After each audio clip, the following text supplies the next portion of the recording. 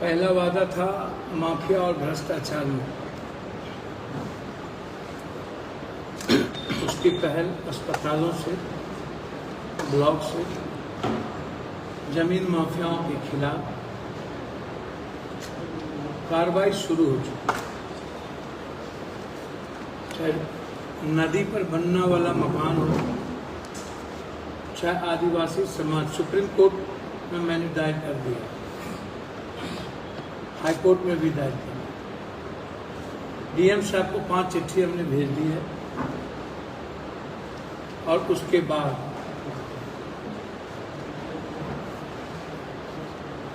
मैं जमीन माफिया के खिलाफ बड़ी अभियान शुरू करूँ। दूसरा चीज, भ्रष्टाचार खत्म नहीं हुए हैं 2.5 महीने में, लेकिन भ्रष्टाचार का तरीका बदल। लगातार डीएम साहब और पदाधिकारियों के साथ बात चल रही है। ब्लॉक में हमने डीएम साहब से चिट्ठी निकलवा दिया, 43 दिन, 65 दिन, 75 दिन। 75 दिन के अंदर हर ब्लॉक में मोटेशन जमाबंदी आपको रॉन्ग है राइट कर देना होगा। 75 दिन के बाद किसी भी ब्लॉक में मोटेशन जमाबंदी हम नहीं करेंगे, क्योंकि पैसे की बार्गेनिंग शुरू हो चुकी।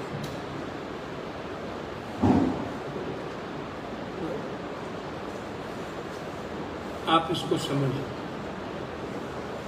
सर्वे जो आए हैं इसमें पारदर्शिता की सख्त जरूरत। लोग डरे हुए हैं, सशंकित हैं। 20-20 साल से लोगों ने जमाबंदी करा लिया, किसी ने जब नोटिस करा लिया तो कुछ नहीं करा पाया, किसी का रसीद कट रहा था तो जमीन मेरे हैं, हमारे पास है, जमीन मेरा है, हम कोई किसी के नाम से है। तो आज परिस्थितियां बिल्कुल पैसा लगातार लेने की कार्रवाई चल रही है। अभी जो सर्वे आया है उसमें पैसे का लंबा खेल शुरू हो गया है। हम आग्रह करेंगे सरकार से और डीएम साहब से कि आम आदमी औने पौने दाम में कोई कह रहा है कि 20,000 लगेगा, तुरंत दे रहा है, कह रहा है 30,000 लगेगा, तुरंत दे रहा है, 40,000 लगेगा, तुरंत दे रहा है। मतलब कर्जा उठा के चाहे जिस भी परिस्थिति में हो, वर्तमान सर्वे, चूंकि पहले भी भू हकबंदी कानून लागू हुए, कुछ नहीं हुआ, राशन कार्ड भी कुछ नहीं हुआ, चकबंदी हुआ, कुछ नहीं हुआ, चकबंदी का अभी तक कुछ नहीं किया गया, उसके बाद लाल कार्ड वाला कुछ नहीं हुआ, अब नई सर्वे की पहल शुरू हुई। तो भ्रष्टाचार पर मेरा हमला जारी है। 2-3 सस्पेंड हुए, डगरवा सस्पेंड हुए, एक रुपौली के किरानी सस्पेंड हुए। मैं बड़े लेवल पर लगा हुआ, कुछ वरिष्ठ पदाधिकारी लगे हैं लूट में, जैसे होल्डिंग टैक्स शहर के नाम पर करोड़ों रुपया यहां वसूला गया। जैसे अस्पताल में ड्रेसर की बहाली में कोई अजय शाह नाम का कटिहार का आदमी है जिसने 3-3 लाख रुपया वसूल किया। 30 बहाली हो गए, 60 बहाली उनको करना है। और कल मैंने ये बात यहाँ के सुपरिटेंडेंट को मैंने कह दिया कि आपके नाम पर पैसे वसूले जा रहे हैं। अस्पताल बिल्कुल भंग है, जो नए मकान बनने थे वो बंद है, नए मकान नहीं बन पा रहे हैं, ठेकेदार यहां से चले गए हैं, और जो पुराना अस्पताल है उसकी स्थिति अच्छी नहीं। तो उस पर मेरी गिद्ध दृष्टि है। 2 महीने के बाद यदि पूर्णिया के डॉक्टर, कोसी सीमांचल के डॉक्टर फीस लेना 1 महीना पहले बॉम्बे में कोई भी डॉक्टर 300 रुपया से ज्यादा नहीं लेता, आप पता कर लीजिए। हम बॉम्बे गए थे 300 से 400 रुपया, और 2 महीना पहले किसी भी पेशेंट को बॉम्बे में नहीं बुलाया जाता। हम बॉम्बे यही देखने गए थे। फिर आप कह रहे हैं ये मेरी धमकी नहीं है, आग्रह है, और आपका कानून नहीं कहता है, मेडिकल काउंसिल ऑफ इंडिया नहीं कहता है। आपको 1 महीने के पहले मैं आग्रह करता हूं किसी पेशेंट को ना बुलाए, अन्यथा हम दुर्गा पूजा छठ के बाद,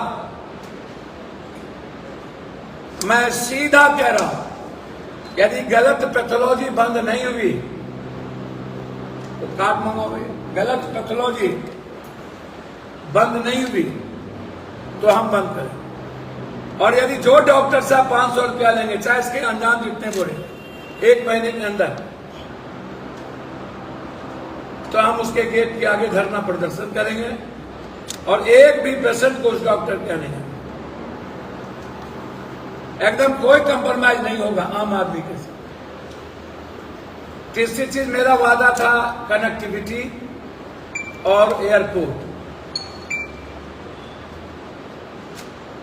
20 साल तक आज तक कोई एयरपोर्ट को नहीं छुआ सिवाय पप्पू यादव, शरद यादव, शहनबाज, रूढ़ी। तीनों के समय, शहनबाज के समय मैंने यहां कुछ प्लेन चलाई थी। शहनबाज ने चिट्ठी लिखा था कि आप जमीन दिलवा दीजिए, हम तुरंत काम करें। तब से लेकर के जमीन का मुद्दा, और 20 साल हम नहीं रहे तो वो दब गए। हम यहां से चुनाव हार गए, पैथोलॉजी गलत है, हम यहां से चुनाव हार गए। और 20 साल तक ना मुख्यमंत्री जी ना कोई किसी की हैसियत नहीं हुई। लगातार किसानों से संपर्क करके हम और हमारे सांसद प्रतिनिधि, उस पंचायत के मुखिया अफरोज जी, शॉर्ट आउट हम ही लोग को करना। मुख्यमंत्री जी तो यहां आए और बाढ़ वाले से मिले भी नहीं, उस पर भी आए, सुधी तक नहीं दी, बाढ़ क्षेत्र घोषित नहीं किया, नमक रोटी नहीं है। पप्पू यादव का आटा ना गया होता अपनी, तो लोगों को जीने की स्थिति नहीं होती। हमें तो भौआ, परवल, बीन टोला, सदवापुर, जंगल टोला, झंझरी, अंजरी, मोहनपुर, मला टोला, गोरी टोला, शर्मा टोला, एक एक गांव जाके, घर जाके पैसे देने पड़े। इतनी बुरी स्थिति थी कि लोग रोटी के नमक नहीं था। तब हमें हर परिवार को 500 रुपया देना था, हर परिवार।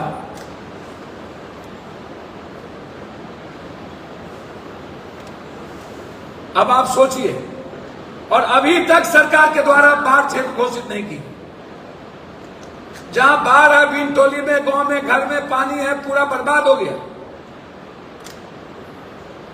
वहां एक बार नहीं गया कोई चीज। आखिर सरकार गहरी नींद में क्यों है? आज भी 3 ट्रक पप्पू यादव ने भेजा, अभी लगातार ट्रक पे ट्रक हमको भेजना पड़ रहा है।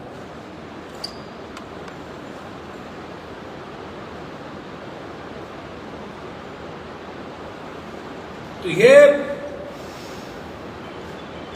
भैया श्रेय कोई ले लें, मुख्यमंत्री जी आप श्रेय लीजिए, हमारे पूर्णिया को स्मार्ट सिटी दे दीजिए। अब स्मार्ट सिटी लेंगे कहिएगा हम ही दिए, आज तक आप दे नहीं पाए। Kishanganj, Jalalgarh, Banmankhi railway first phase में किशनगंज और जलालगढ़ ऑर्डर हो गया, अब काम शुरू होंगे। 20 साल में एक बार भी जीएम की मीटिंग यहां के प्रतिनिधि ने आज तक नहीं किया, नॉर्थ और साउथ दोनों। 20 साल में दोनों जीएम को बुला करके जंक्शन पर और कोर्ट स्टेशन में हमने बैठक की। 4 महीने के अंदर पूर्णिया जंक्शन और पूर्णिया कोर्ट कोसी सीमांचल का नंबर 1 स्टेशन होगा, नंबर 1 व्यापारियों के लिए, वहां के कूली के लिए। गुलाबबाग से गिट्टी हटाने का निर्णय हो गया, आदेश हो गया। वहां जो ड्रग्स दीवार घेरा जाएगा और यहां से गिनती कुड़िया कोर्ट से आदेश हो गया के नगर जाने की।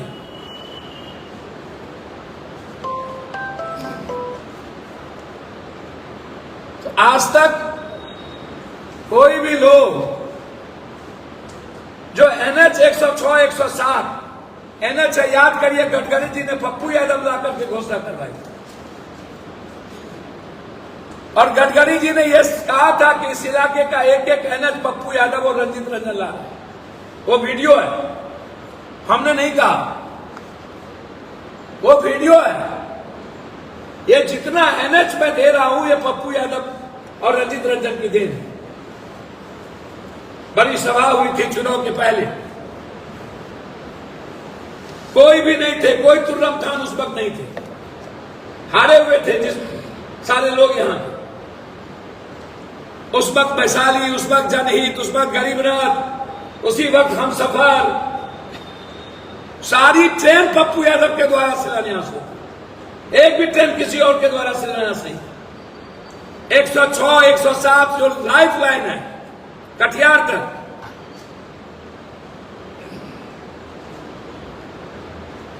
जो मेरा वादा है पनमनकी से कुशेश्वर स्थान और कुर्सेला से बीरपुर और देवघर से नौगछिया होते हुए, देवघर से नौगछिया फर्स्ट फेज का ऑर्डर इस सदन में हम लोगों ने करवा ली,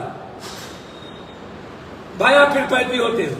अब नौगछिया से चौसा सिंहेश्वर होते हुए बीरपुर भीमनगर, ये इसकी शुरुआत है। तो भैया 2.5 महीने में देवघर से नौगछिया, किशनगंज से जलालगढ़, रुपौली से बिहारीगंज,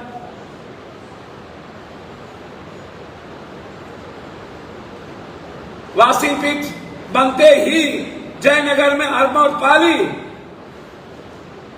और पटना इंटरसिटी चालू। तो कहां थे इतना दिन से? एक सेंट्रल स्कूल नहीं बनाने वाला सरकार, हम तो कहेंगे नीतीश जी से, नीतीश जी कोसी सीमांचल ने आपको बहुत कुछ दिया। ये जो महानंदा बेसिन है, इससे पूरा कोसी सीमांचल पूर्णिया बर्बाद हो जाएगा। उसके तरीके बदलने होंगे। बहुत जल्द हम इस पर बैठक करेंगे और बहुत गंभीरता से इस मुद्दे को लेंगे। महानंदा बेसिन बांध लगातार जो मेरा हाई डैम का मांग है अभी तक, अभी एक कुछ पैसे आज नहीं, सबसे शुरू मुद्दा हाई डैम का था और उसमें अभी एक बैरेज के लिए दिया गया 1100 करोड़। कौन बैरेज, नाम क्या है?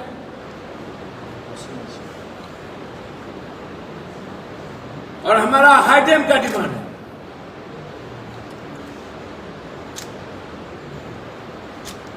तो जो जो वादे थे, और वो ये नहीं कि पप्पू यादव मुंह जुबानी कर रहा, मेरा हम जो बोले हैं वो वीडियो है, हमने जो मंत्री से मिला है वो वीडियो है, और वर्तमान मंत्री से 7 बार 20 दिनों में 7 बार सदन के बाहर चंद्रशेखर रावण, मीसा भारती, बांका के MP बेनीवाल, ओबीसी, सभी लोगों ने पप्पू यादव को सपोर्ट किया सदन में। और मंत्री जी ने कहा कि ये मेरे पापा के मित्र हैं, इनको नहीं देंगे तो किनके लिए करेंगे? डगमारा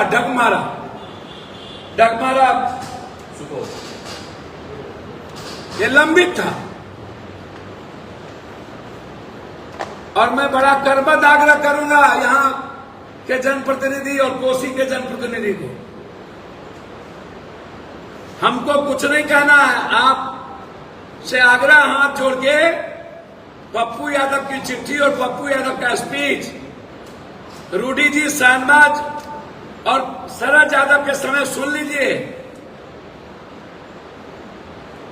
और जब शरद जी थे और लोग थे तब आप NH नहीं ले पाए। गडकरी जी का स्पीच सुन लीजिए, एनएच आया पप्पू यादव जब मधेपुरा से सांसद थे तब, रेलवे आई तब,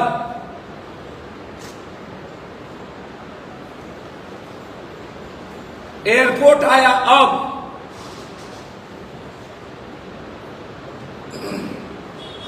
इसीलिए जो वादे हमारे थे लगातार रोजगार की, हर दिन जो पीड़ित परिवार है उसको 50,000 रुपया मेरे तरफ से जा रहा है रोजगार के,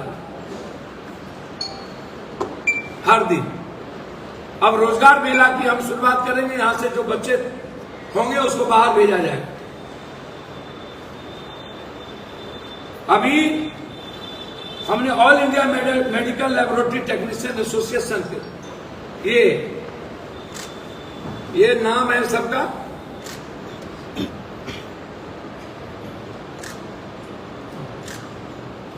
और ये मेरा कार्ड है।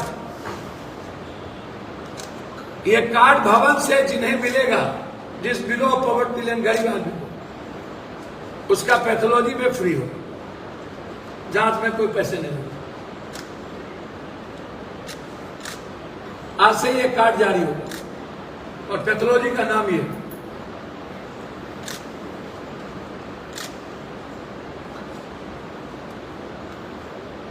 एक भी रुपया नहीं।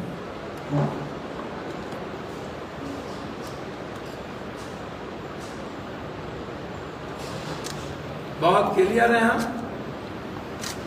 कुछ पूछना हो तो पूछ सकते।